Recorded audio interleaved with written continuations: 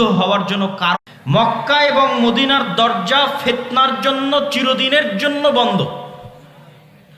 মক্কা এবং মদিনার দরজা ফিতনার জন্য চিরদিনের জন্য বন্ধ, যে কিয়ামত পর্যন্ত এই জায়গা মাহফুজ, সংরক্ষিত।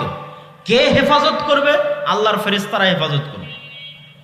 তাহলে কোন জায়গা আলামত হিসেবে থেকে গেল যে এটা হচ্ছে আলামতের চিহ্ন যে কোন দিন বিজয়ী রাজনৈতিকভাবে? সেটা হচ্ছে মসজিদ আকসা। এবং পৃথিবীর 90% মানুষ কোন যুদ্ধে জড়িয়ে পড়তে পারে?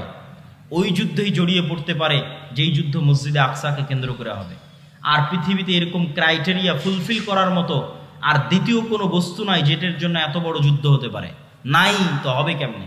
যুদ্ধ হওয়ার জন্য কারণ থাকা লাগবে। তাহলে পৃথিবীর 90% মানুষ একটা যুদ্ধে জড়িত হয়ে যাবে, তার জন্য সবচেয়ে বড় কারণ হচ্ছে মসজিদ আকসা। যেই সমস্ত আল মালহামা আল কুবরার কথা রাসূলুল্লাহ সাল্লাল্লাহু আলাইহি ওয়াসাল্লাম বলেছেন যে কিয়ামতের পূর্ব মুহূর্তে এমনও যুদ্ধ হবে যে একটা পাখি উঠতে উঠতে ক্লান্ত হয়ে যাবে লাশের উপর দিয়ে। কারো যদি 100 সন্তান থাকে তাহলে 99টা সন্তান মারা যাবে লাশের উপর দিয়ে।